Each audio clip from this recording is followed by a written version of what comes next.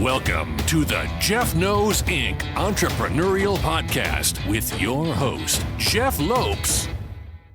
Jeff has over 2 decades experience as a serial entrepreneur, building brands like Kimura from his home basement to a multi-million-dollar global brand that has sold over 250,000 pairs of boxing gloves. Jeff's here to educate, guide, and drive you on the process of bringing your ideas and dreams to reality with the inspiring stories from some of the top business minds. Welcome, everyone, to episode number 21. Great guest on today, the co-host of the Books to Business podcast, Terrance Mcmahon. Terrance is a TEDx speaker, best-selling author, business strategist. 3 years ago, Terrance was a recipient of a life-saving liver transplant. An amazing story. Sit back, everyone, and enjoy. We are live with the Jeff Knows Inc. podcast. I'm your host, Jeff Lopes. We got a special guest on today, Terrance Mcmahon. Terrance, you want to say hi to everyone? Hey, everyone. Happy to be with you today from Miami Beach. We're down here, a little overcast, but I'm excited to talk to your group. That's awesome. I appreciate it. We always start off by just diving directly into our guest and getting the audience to know who you are. So just dive into who you are now, what are you doing now, and kind of stuff like that, and we'll take it from there, Terrance. Yeah, I spend a lot of my time helping ambitious people recreate themselves, their brain, their body, their businesses, so that they can have the tools and the knowledge to kind of free themselves from the grind, as I call it. And you'll know a little bit more about that when you hear my story, and be more happier, more successful, and more wealthy. So you're currently, obviously currently with the pandemic, you're not doing it, but is guest speaking or your TEDx speaking is a big part of your life right now? I do a lot. It is. I do it. I did a TED Talk last October. It was a privilege to share my message on a TED stage, and almost 100,000 people now have seen that video, and that's growing every day. And it's about helping people recreate themselves, helping maybe reinvent would be a word people can connect with. I went through a journey that does that, but right now I spend a lot of my time doing high level business strategy, and I enjoy it. I pick my spots. I've graduated out of a life that kind of leaves me tied to a desk or any physical location. I like to be a globetrotter. Yeah, the freedom. So when the planes open back up, I want to be able to work from anywhere on earth and help people and advance themselves. That's beautiful. I kind of worked backwards from amazing. What amazing looked like in my mind, and I worked backwards from there. You want to dive into that? Explain that a bit more. Well, sure. Maybe it'd be the time to give you a little backstory. This last Memorial Day weekend was kind of an anniversary for me, because 4 years ago, Memorial Day weekend, I wandered into an emergency room. I was a CEO, had a 7-figure income, and ran a big insurance company in New England, outside of Boston. I was 350 pounds, which meant I was morbidly obese. I thought I was having a heart attack. I had heart palpitations, and I wandered into an emergency room in Manchester, New Hampshire, which was ground zero for the opioid epidemic at the time. So you can imagine the waiting room was full of people that were in withdrawals or having difficulties with the drugs. It was loaded with people. And, because I had a heart-related issue, they brought me right in to not even a room. It was more of a curtained-off area because the place was so busy. And of course, they do their protocol. The doctors come in, they put the monitors on, they immediately start taking blood, and they're coming in one at a time. And at some point, I kind of knew it was something more than my heart. And the last doctor came in, and by the look on his face, I knew I was in trouble. He said, "Mr. McMahon, it's not your heart; it's your liver. Your liver and your pancreas are in failure. You could very well die tonight if we don't go to some extreme measures." And my liver failure was alcohol liver failure, because I was combating daily bouts with depression and anxiety with alcohol. So I instantly went from a 7-figure income and a CEO that had everything that he ever wanted to be labeled an alcoholic and put on the end of a liver transplant waiting list, literally needing someone else to die for me to live. And that's kind of where I started the journey to, from a journey from pure accomplishment to a journey of survival. Could I dive in there something with you, Terrance? With the alcoholism, what age did that all, did you realize, or what age did it all progress or start with you? If you mind us diving into that. Yeah, I mean, I would say, my father. Were you aware of it, or it was just socially, just let me enjoy myself? Where it really took off was in college, because I always had the jitters, and none hit harder than the first day I went into, I had a scholarship to go to school, the University of Massachusetts at Lowell, and I went to school the first day, and I didn't think I belonged there. I didn't think I was good enough, and my body was starting to act up. And instead of getting a good night's sleep and getting ready for my first day of school, my first day with my new teammates, I went out and I had alcohol. I used alcohol to medicate the anxiety and the panic attacks, and that became a daily habit because that never went away. And it actually multiplied itself when I left baseball. And I left, I had an okay career, but I never applied myself. But there were no jobs in 1990 when I got out of college. I had a baby on the way. I had no degree yet. I had nothing, knew no one. And the only job I could get was knocking on doors selling life insurance. Door-to-door life insurance salesman, from a hero on the baseball diamond to a butt of a joke. Out of a Woody Allen movie. The life insurance that's the guy that no one wants to talk to at a cocktail party. And that's about as highest stress level job that exists, banging on doors to strangers and having them, What year was this in? This is 1991. 91, okay. Yeah. And you know what? I did fine. And, but I was on the brink. It's a difficult job, pride swallowing, knocking on doors. And, in 1992, shortly after I started December 31st. In 1992, a couple of wonderful things happened in January 10th. My son was born, David. He's actually sitting in a room with me right now. And it's interesting, when a baby's born, they, at least at the time, they stamped their feet and their toes with ink, and they put it on a little card. And I was kind of curious to the nurse. I said, "What do you do with those cards?" And she says, "Well, we take them down and we register the baby at town hall." And I was like, "Oh, that's interesting." And because on Tuesday nights, I knew, because I was an insurance agent, the birth announcements used to be in the paper. So on top of knocking on doors, we also used to call these people on Tuesday. So now I found a way to get that information first. It was a big change in my life. Just that one idea that I could be a little creative. So I went to town hall and I pulled all the files and copied them down with my notebook, went to a payphone at the time, got their phone number, went back to the office, and I called them days earlier about their new baby and asked them if they wanted to update their insurance. So I went from having no sales to earning a six-figure income. And that was an algorithm, by the way. Algorithms are a big part of my life now. They always have been, which is just I think they're a big part of most people's lives. They may not realize it is.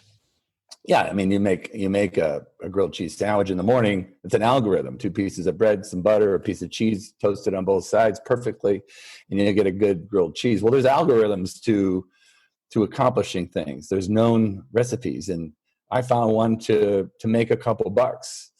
And I applied that algorithm, that concept of kind of thinking ahead, working backwards from a great result. Like if I had a baby, I'd want to probably do something about it. And now the phone rang, and the first person that would ask me, I'd probably give them a chance. So that was an algorithm I figured out, and I applied it in generating, more opportunities for me, and then ultimately opportunities for others. Yeah. And then I applied it to growing a firm. And at the end, I had 600 brokers and 150 career advisors in a big organization with 60,000 customers. So I kind of blew up. And I also, give me a glance of what period of time this was in. 3 years, 4 years, 5-year period. It ran up pretty quick. And, the first 5 to 7 years, I went up very fast, and it just kept compounding. And And over 25 years, when I was 47 years old, Memorial Day 4 years ago, I'm 51 now. I built that big company, but I never found an algorithm that could help me relieve my stress and anxiety. I call it the grind. The reason I was on that table in 2016 wasn't the industry. It was, I didn't have a predictable algorithm to bring me customers. That's where all the stress is in the financial advisor space. I still consult there pretty actively. And my goal is to teach them how to be free agents, how to be free of the grind. Yeah. And the business principles that I teach in my strategies are what is the antidote to that grind. Get out of the grind, free yourself, using these algorithms.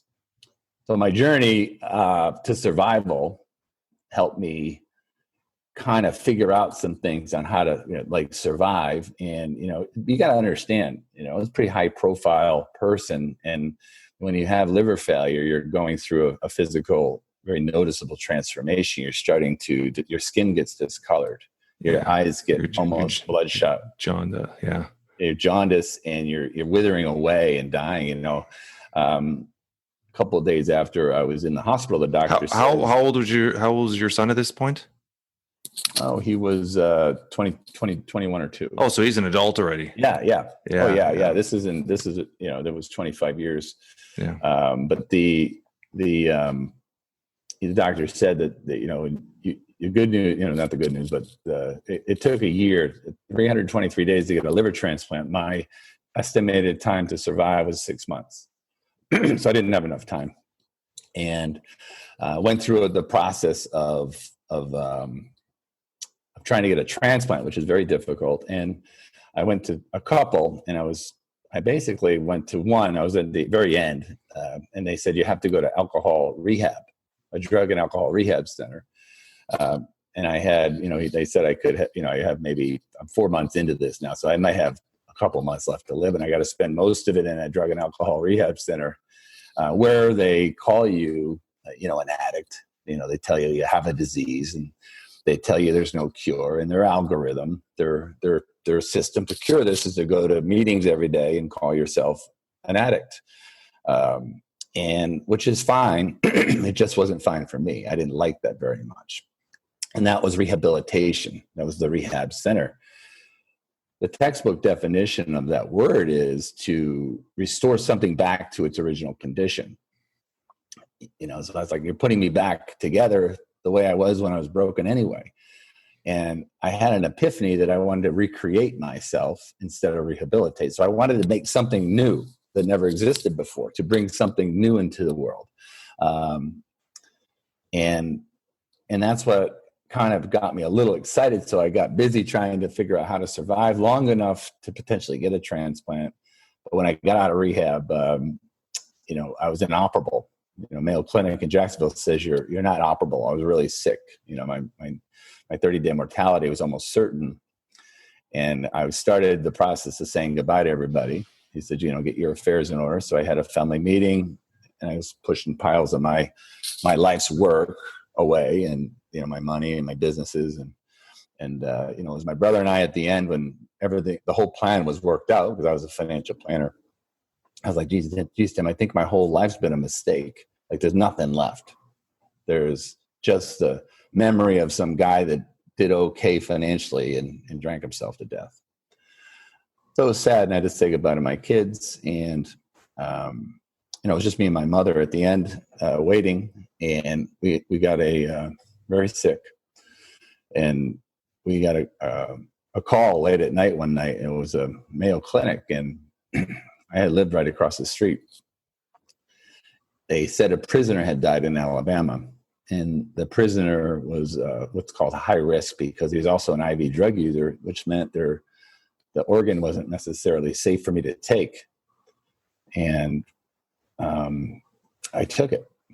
It was high risk, and I took it. So we lived right across the street, and my mom brought me over, and they sent a team to harvest the organ in Alabama. They put it on a helicopter in Birmingham, brought it from Jacksonville, or from Birmingham to Jacksonville, and from the airport in Jacksonville to the landing pad at Mayo Clinic, into the building, up into the operating room where I was, and they put it in my body, and I lived. That was January 19th, 2017. About 10 days. So a little over 3 years. Mm-hmm. Yeah. First off, I mean, amazing story. Congratulations on that part. I mean, it's remarkable to hear people's journeys, right? You can look at somebody, bump into somebody on the street, you'll never know what they've gone through or what they like. Looking at you now, I would never ever imagine that story would ever happen to you, right? With the liver transplant, it's amazing health wise. So health has been I guess an important journey since then for yourself, right? Yeah, I mean, that was one part of my recreation.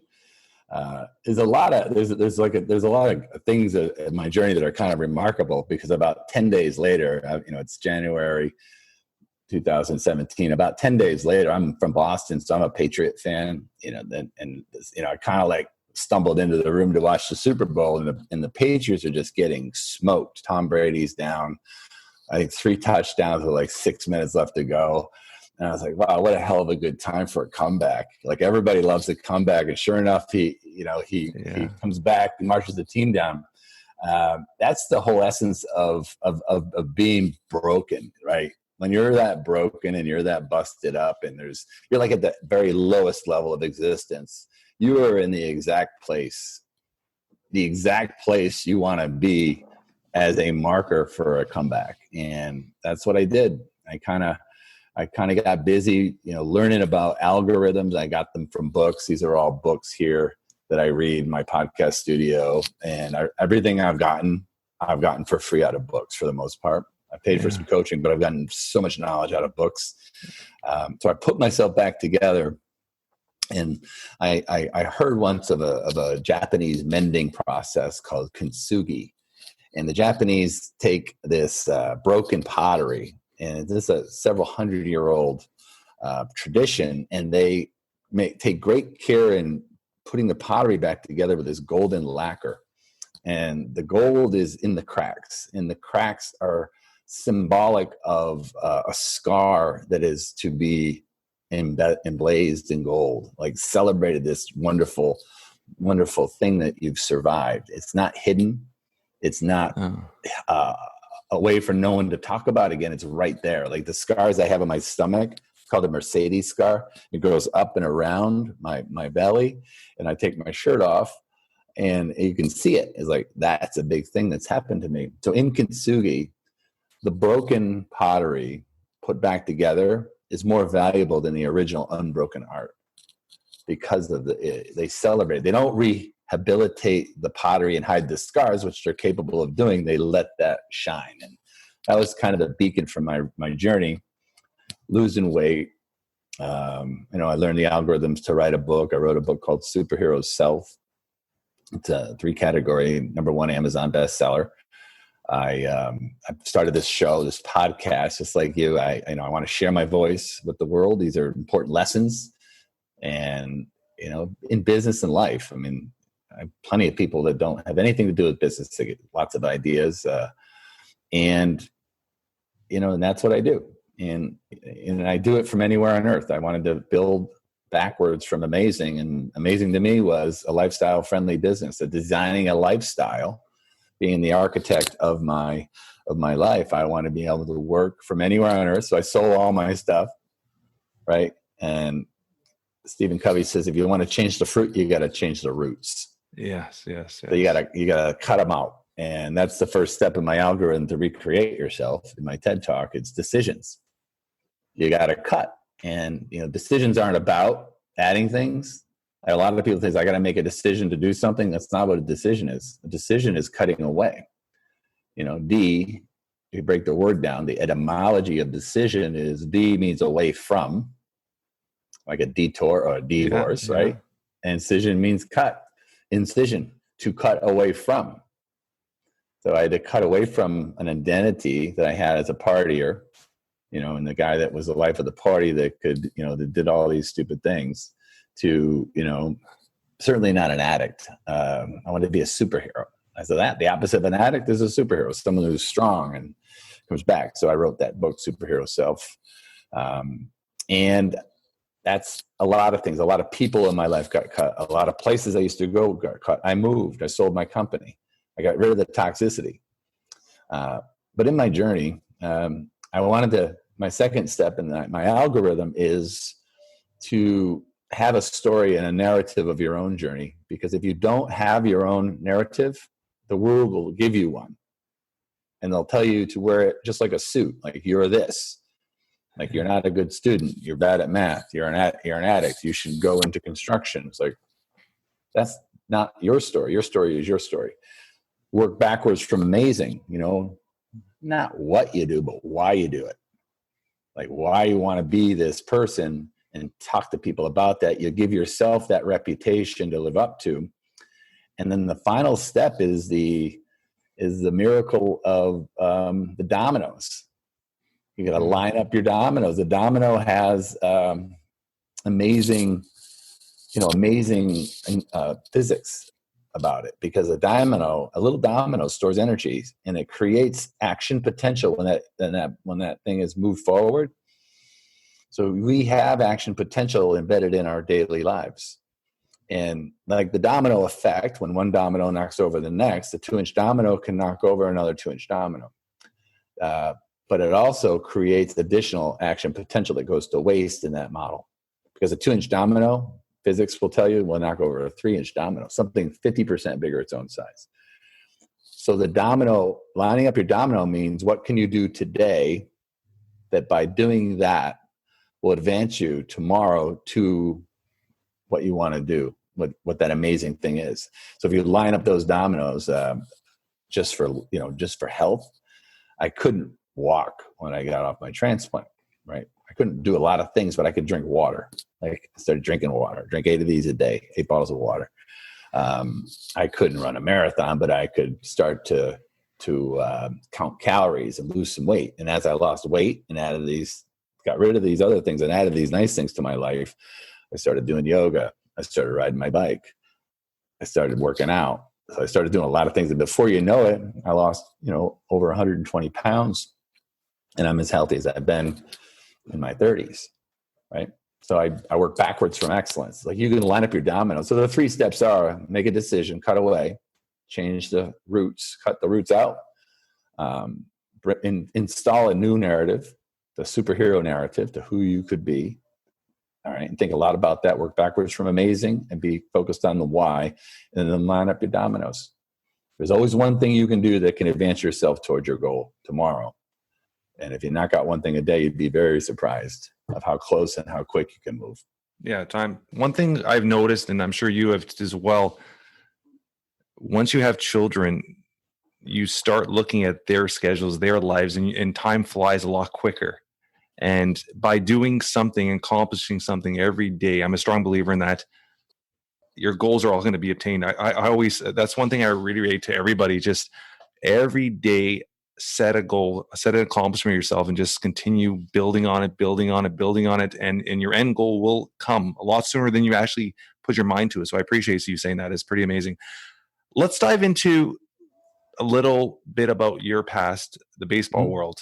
Sure. Your dad was a pro baseball player. So start with your dad and bring the history, because I'm a huge baseball guy. I'm a baseball coach. Everybody that knows me knows it's a big part of my life. So I found that very interesting. I'd love to dive into that with you, Terrance. Well, have you ever been around a party or something and someone says, yeah, I used to play baseball, and everybody loves and has great memories of being on a baseball diamond, because that you can play baseball your whole life. If you just hit one ball on the money at the right time and you're the hero for a moment, there's no shot of adrenaline in the world that is better than that. I always say, like, my father was a great baseball player, and people, you see people kind of say, yeah, right. I said, well, no, he was the best shortstop in the world in 1949, like the best shortstop in the world. And in Massachusetts, he was in like a little town called Pittsfield, which is on the western border, and they were playing a town called Brockton for the state Division I championship. And my father had a walk-off home run in that game, right?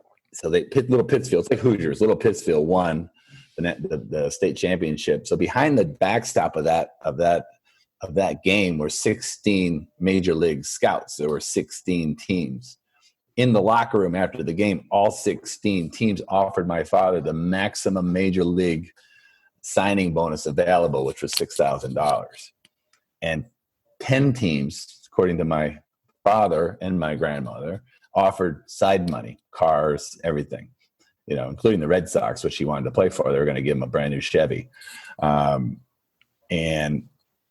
my grandmother made him sign with the Cincinnati Reds because they promised her they'd take him to church on Sunday, because my dad was like 18.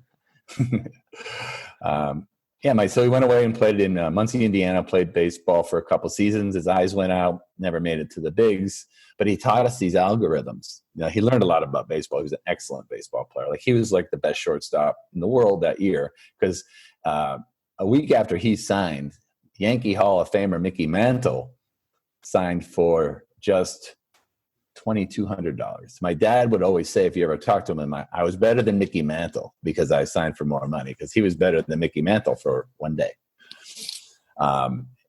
My brother, he had 6 kids, four boys. My brother Eddie was a Sporting News All-American shortstop. In 1973, he was the number 2 draft choice for the Twins. Very good shortstop, excellent shortstop. My brother Sean played for the Blue Jays. He played in St. Catharines in the Blue Jays organization. Toronto Blue Jays. Got a ring. That the year, is that the Joe Carter year? No, 1980.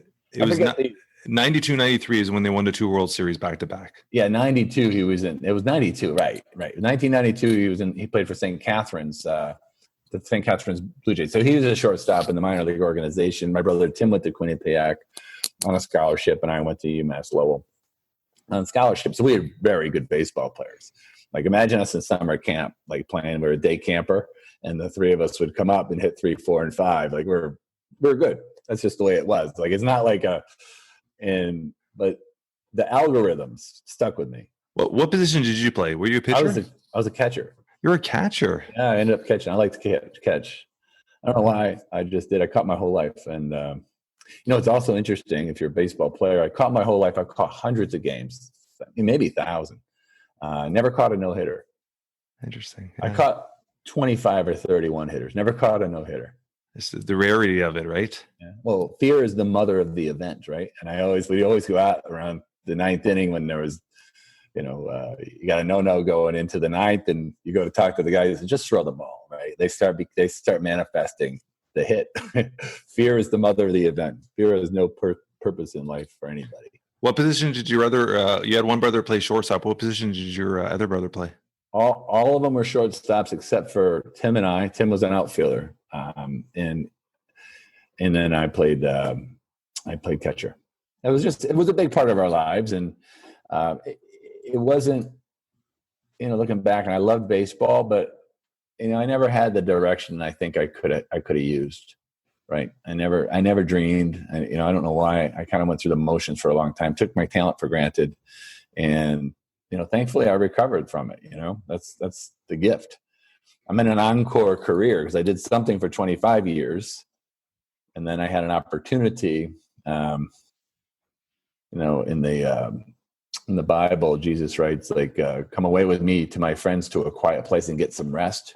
It's about going away and recreating yourself, because everything was so crazy. It's kind of like these times, like, wow, things are kind of crazy. It's a nice time to kind of sit away by yourself and think about what amazing is for the world, not just yourself. Like, what's amazing? Free time, helping people, being comfortable. Very amazing. That could be designed an architect. You can be the architect of that dream. Yeah, yeah. What about your? Did your son ever follow in your footsteps with baseball, or no? No, my kids didn't really. They played. I mean, they were more football players.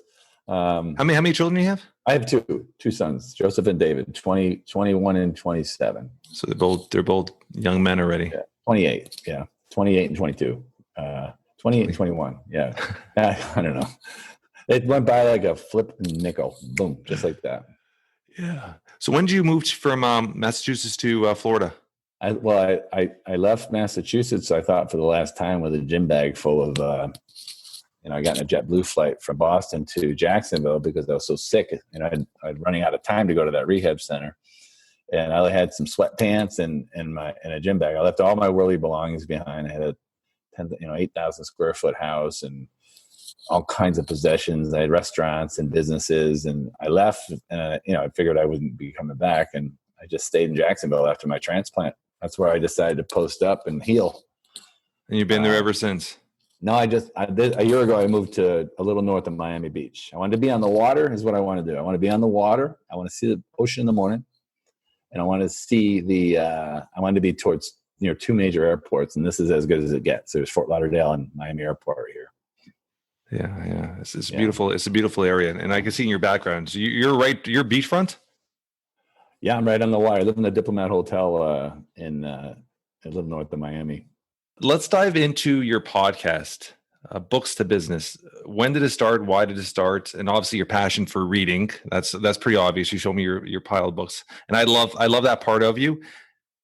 I'm a strong believer in the day you die is the day you stop learning. And I'm a strong believer in self-educating, reading, learning off other people, like just taking something. If you could, as an entrepreneur, if you could even take something small from everybody you are around, you're just going to better yourself. And you never have to reinvent the wheel. You just take the wheel and modify it and rebuild it for yourself kind of way. So I love that part of you. So let's dive into your podcast and what it means to you. And it's a incredibly interesting story. I liken this whole adventure, this whole recreation to like the bamboo tree. They say the bamboo tree is planted and grows underground for years, I think 4 or 5 years, and shoots up in 8 weeks, like 80 feet. So I'm kind of in the middle of that 80 feet shot because I've been kind of dormant for pretty much 2 years. I didn't do anything. I was just kind of waiting to see what my purpose was. And once you have your purpose, you can put a filter against that and decline all the noise in life. So my purpose was to help people recreate themselves. And I worked backwards and reverse engineered what worked for me. And then some things didn't work for me. But what did work were books. And, I read these books. I read so many books, and I'd always get a big idea out of a book. And then I was on a podcast and I met someone I think you've interviewed, Ed Pinero. Yeah. He lived at the time right next to me. And we'd get together for lunch because neither of us had many friends because we're kind of working on ourselves. So we would meet every day at the pier for lunch, and we'd always be talking about books. And Eddie would talk about a book, and I'd talk about a book. And then one day we turned the camera on. We called it the peer review. We were just going to review a book, and we started with a book that we liked. Was "Oh, the Places You'll Go," okay, which you can read in 6 minutes. Right? If you don't read that one. You're a reading book. 6 minutes in. And then we did Alchemist. And then we were like, hey, man, let's do a show. We're reading the books anyway. So we started reading the same books. In October, we turned the cameras on. And now we have a podcast studio. We have a full-time producer that runs all our social and runs the show. And the technique for me is net. It's no extra time. I always was like that. Is the studio out of your own place, or are you actually in the studio today working? We actually are we got a bigger place in the hotel, so this is all glassed off. So the studio's in the apartment. It's in the condo. Oh, it's amazing. Yeah. It's a big place. It's a big enough place where it's almost like it is a hotel. I was going to say it's like a hotel. Yeah. But the whole thing is net. No extra time for me to do this because I read the book anyway. And I always outline it. I put these, I put big ideas. I dog ear them as I read them. And then we just talk about the ideas and it's been great. It's a podcast and it's fun. It creates content for me for my digital presence. It of course gives me knowledge. And then when you teach, obviously you have a higher level of learning when you're reading something to teach it rather than just to absorb it. 100%. So you're a strong believer in still actually reading like physical books, not audiobooks, or you dive into both? I have an algorithm for that. The algorithm I use, if you want to gobble up a lot of content, I read the book, I buy the book, and I sit down and I put it on two times the speed on the audio. I downloaded it on Audible, so it costs double. Yeah. But I could take a book. This is a book we just did, The 4-Hour Workweek with Tim Ferriss. I did it on Audible at 2 times, which sounds really fast. But if you open the book and read along, you take it in really nicely. So I read along with it at a fast speed. And then I stop it when I hear a big idea. I stop the thing and I put a sticky note in the book. And at the end, I just go through my sticky notes. Then I have the content for the podcast. That's interesting. That's interesting. I like that. I love the physical in my office too. I got a ton of books here. I love the physical books because for that reason, I every time I'm reading a book, I always have a highlighter with me. On vacation, it was recently a couple months ago, we were on vacation with the kids, and I scrambled everywhere trying to find a highlighter because I forgot mine at home. Because when I'm reading, I love highlighting parts of the book that I could refer to or go back to. So I like that you're putting little notes and everything. Yeah, I never read any books. I had a little bit of talent, and I applied that algorithm like a stone cutter. I just kept hammering what I knew how to do: get leads, recruit agents, get leads, recruit agents. Now I've learned how to do things.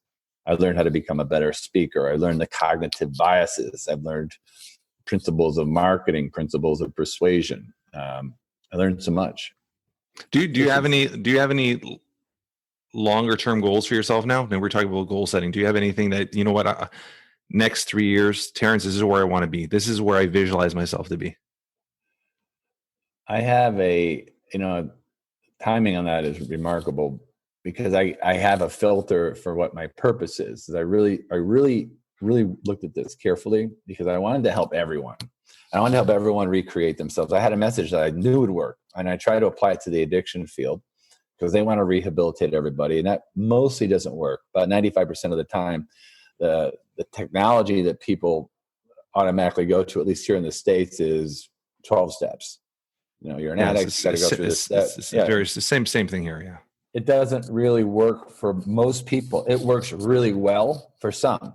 And to be in recovery, like they made a permanent post up for that. Like recovery is supposed to be a temporary thing. Like when I got operated on, they cut my stomach open. I went to a recovery room and left. I was recovered. So I think there's a switch that could be applied to that. But all addiction is a loss of connection. And lots of people have that loss of connection in normal life. And I didn't have the authority to go into that space. I actually bought an addiction center and lost about $1 million real fast. You bought one? I bought one right after my thing. Yeah, I bought an addiction center. I lost. So you're a serial entrepreneur yourself, huh? No, it was like driving a brand new car off a cliff every month. I didn't know what I was doing, and I was in no place to do that. When you purchased it, was it more? Were you looking at it as also financial, like a business, or were you looking at more just giving back for what you've been through? It's a long story about that, and I had no business doing that when it happened. It was like literally right after my surgery. But the reality is, whatever I did then.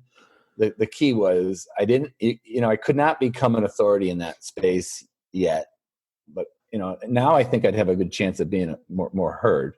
But when I got sick and it looked like I was going to die, I went to Africa because I wanted to see the animals before I died. So my best friend and I went to Africa, and I told the guide, I said, I want to see the lions. He goes, well, you're probably not going to see the lions because all lions do in Africa is they sit in the weeds all day and they just look at stuff. They just observe and they take things in and they plan, they scheme in their head until, they find a herd and they'll study the herd. And when they pounce, what the lion does is the lion breaks away. The lion breaks away 2 or 3 of the herd so that they can win. They don't go after the whole herd. So the metaphor for marketing is, be like the lion. Like I shouldn't have done that because I couldn't take that giant industry. It's a huge problem. I had no idea how to solve it. But now I looked at suffering. I looked at, the grind, and I went back and I started applying it to my old business, people that I used to know that suffered from exactly what I had problems with, the uncertainty of your income, all the stress, the toxicity. And now I teach them how to remove that, how to get predictable results so you're not whacked out with income and cash flow. So I became like the lion. So now I'm doing it right now. I'm helping financial advisors and people in sales and business owners only for now. Like that's what I'm doing right now. And now it's obviously making some opportunities present themselves. because I learned all the algorithms to get clients online, to build social media, to do podcasts. So I have a lot of information that's really helpful to people get them out of the grind. In 3 years, I see myself scaling that so I can do it and still have my amazing. Maybe that'll wander. And so I'm working mostly with business owners is the short answer, instead of the whole world. And then see how philanthropy goes with my books later on. We had spoken about this prior to going live on air. You have one book out now. The name of the book is? My book Heroes? Superhero Self. But you've written 4 or 3 other books that, are these going to be coming out soon, or is this something that's still in the works? I wrote a book. I wrote a small book, why be a financial planner? Like, because I used to be a financial planner, so I wrote that book. But I wrote another book, How to Write Your Way into Recreation. So the book's called Write Your Way into Recreation, How to Write Your First Book with No Experience. There's an algorithm that I found, and I shared it in this little book. I haven't really sold it, but I use it for coaching, because once in a while people say, I want to write a book. I can give it to you if you want to give it to your audience. It's just says Write Your Way to Recreation. It's a 48-page book, and I actually wrote the book in 7 days. So I have a technique where you can, basically make a PowerPoint of what you want to do, just like you'd be doing a presentation. Very short book, 1 or 2 ideas, not 10.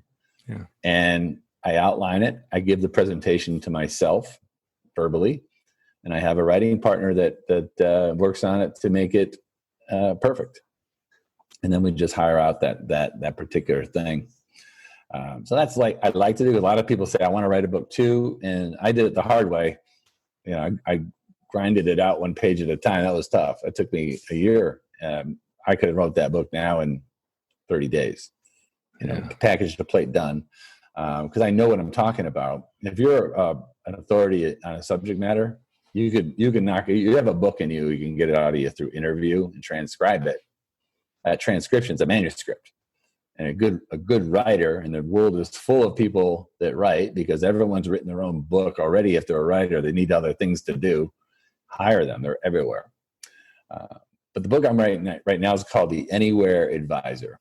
I'm working on that right now. It's how to, it's for the industry specifically, but it could be for anybody that gives advice, how to liberate yourself from the office, how to get a predictable flow of leads online, and how to work from anywhere on earth better. Amazing. Than you currently do. Not it's not a trade-off. You don't have to make a trade-off. It could be better. Yeah. Yeah. There's a process to that. With your algorithms, which is a massive part of your life, massive part of everybody. We talked about this also prior. It's a massive part of pretty much everybody's day of life, not knowing it is. Is this something you want to teach or spread more? Is this something that you're working on teaching, spreading more? Is this something you do every day, spreading kind of thing? Yeah. I mean, there's the good and bad algorithms in every single day. I mean, you probably ran 10, 20 algorithms already today, just you and I being here. Got up, you went in the shower. Did you brush your teeth? Did what you do, cook breakfast, drank water, maybe you went for a run. That's an algorithm. Your routine is an algorithm. You have a lot of mini algorithms. If you're doing, like you and I had to get on this show together at the same time. So you had an invitation that we just met, and they sent me a link. Then we got on together. We had a chat, and here we are producing a show. Then you'll edit it, produce it. That's an algorithm. That's teachable. Right. Everyone thinks everything's so unique, and like most things, if you dissect it down, you can capture it, make it more efficient, optimize it, or get rid of it. Might not be serving you. Yeah, I think that's a very important part. Exactly, bringing back to what you said, is cutting it, because a lot of people have a lot of things they go through their day, and they fill their schedule with unneeded things. Yeah, I mean, our culture recognizes hard work, and people that, like, you have real estate, right? And you can make a lot of passive income for doing almost nothing. Like, is that lazy or is it smart?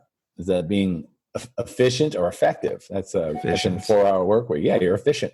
Yeah, you're creating arbitrage with your time and money, and good for you, because that way you can be flying around the country helping your son play baseball, be a coach.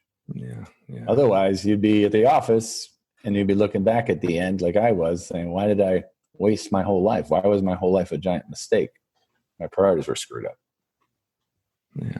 It's that moment when you were one of the lucky ones, Terrance. I mean, there's a lot of people that don't have that opportunity, that moment to wake up and recreate themselves like you did, which is, I love your story. I always finish off with 3 questions I always ask all our guests. The first one is, where you are currently in your life, if you could go back 20 years, would there be a different path career-wise? Did you want to be a baseball? Is there another path you would love the opportunity to had got into? Just to speak to that I was lucky. There's not a day that goes by that I don't realize that somebody had to die for me to live. And also, somebody else could have gotten that precious organ and I would have died. So 2 people were affected, like they're no longer in the world. So I had to honor that. And appreciate that. If I didn't have what happened to me because of the choice I made 20 years ago, I wouldn't be here today to share what I think is important to people, to liberate them. The ripple effect of even one person transforming is remarkable. I guess. But if I was forced into the decision, if I had to do something again, would it be what I did? I think I would. I think I'd do it. I did it well. I think I would have. I mean, there's things I would do differently. But if you go back 30 years in college, I wish I honored my scholarship, and I didn't. I just assumed it was given. I was entitled to go to school for free, and I didn't go to school. I barely ever went to class. If that's a regret I have, I can't do anything about that one. I should have gotten more connected with the right people in my life. No, I mean, it's more about the people than it was about what I did with my time professionally. Do you keep we talked about that. You had just mentioned that about eliminating people out of your life that shouldn't be there. And that was a big part of your rebuilding. Do you keep a small circle of friends now? Like how close, how many people do you keep close to you? And I always find that interesting because I have a very tight knit circle. I have a very big social presence, I should say, or through my networks, but there's a very tight little circle of friends that I keep close to me. And these friends, if you were to put us all in a room, not one of them, anyone would stand there and connect us because we have different interests, different stuff, but they're just good souls, good people that you want to confine in, people you want to be around when shit hits the fan. And when you do find those small people, you probably count in one hand, you keep them close to you. So where's your mindset on that? I've thought a lot about this because people, left a lot of people behind in the bus. I look at Jim Collins' book, The Right People on the Bus, the Wrong People off the Bus. A lot of people get off my bus. And I put them in a bucket, a nostalgia bucket where I didn't just no longer call them a friend. I just don't spend a lot of time. But the whole process of being, I have a theory that the hypothesis that the anxiety epidemic and the suicide epidemic, more people died from suicide last year than war, terror, and crime combined. Like it's people are like, they're like losing it a little bit. That a lot of that's due to the way we're set up to live. And we weren't designed biologically to be in small spaces with lots of people. And eating processed food and not moving. Like we were designed to be in small groups. I read the book Sapiens. I read Daniel Lieberman's The Story of the Human Body, like small groups of very, very tight-knit people that have your back, moving a lot, moving every day, 16 miles a day, and eating food that was recently alive. Like if you did that in your life, and when I got healthy, like all the anxiety I've ever had, it all kind of drifted out of my life when I got tight. And I lived a very simple life. I ate really good food. I had few friends, so the answer is under 10, way under 10, other than family member. I have a big family, like 4 or 5 people. my group, and then I eat well and I move. So that's kind of how my belief is. I believe very strongly that is the answer. Like, people that have a lot of anxiety should get into nature. They should start to walk, be around people they care about, that care about them. That'll start to really take them away from they're basically, if you study the animals in a zoo, how they act, that's kind of how animals in a zoo, when they're starting in captivity, they start acting like depressed. They're all lethargic. And a lot of people can't handle living in these big cities with all this noise and anxiety. They're not moving, they're not eating well. And that's the fertilizer for depression, anxiety, and sadness, disconnection, loss of connection. It's really, so relationships is so huge. I appreciate that. Yeah. The next question I always ask everybody is, if you had a superpower, what would it be? Oh, if I had a superpower? This is a tough question. If I had a superpower, I want to be able to hold a book up to my head and have the knowledge in my brain. Everything else I could figure out.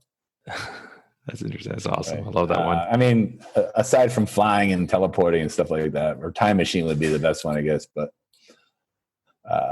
get knowledge quicker. Knowledge quicker. And the last thing I always ask everybody is, if you were gone today, how would you want your close friends to describe you in a few words? That's the Stephen Covey funeral exercise. You're driving up to a funeral one day, and you get into the funeral home, and there's sadness and there's noise about, you could tell this person was missed, and there's 3 or 4 speakers, and then when you get up to the funeral, you think it's a friend's funeral, you look down and it's yours. This is kind of how you create your narrative. Like, the 3 speakers or 5 speakers, let's say it's your kids. Like, my dad taught me how to get up after he fell down. It was, your partner that, he provided for me, and he was loyal and dedicated and did his best. My faith, someone from my faith, that he lived a spiritual life. He was a good Christian, and he gave back. And coworkers that, I learned from him. He taught me. So I learned, I look back and say, this is the guy that touched my life, and I did the best I could. But I want the speakers to say something like that, not that he made billions of dollars, and I don't think I have the capacity to invent anything. I think I can inspire people. But he inspired me to change my life and transform. That's perfect. Terrance, it's been a pleasure having you on the Jeff Knows Inc. podcast. I'm going to put in all our show notes, all the info to get a hold of Terrance, to hear his podcast, Books to Business, get a hold of his books, and just give him a follow through social media. Is there anything, last things you want to say to our audience? Yeah, you can search me on Google. TerranceMcMahon.com is my website. And there's a free version of Superhero Self. I don't charge for it. You can download it and read it. It's a short book about how to recreate yourself and recover from anything. I appreciate it. That's a wrap for today. I greatly appreciate Terrance taking time out of his busy schedule to come on the Jeff Knows Inc. podcast. Once again, I want to thank all our listeners. If you enjoy this podcast, tell your friends, tell your family. We're trying to build something special here. If you could, hit the subscribe button, leave some feedback, leave a review. 5 stars would be absolutely amazing. Until next week, always move forward.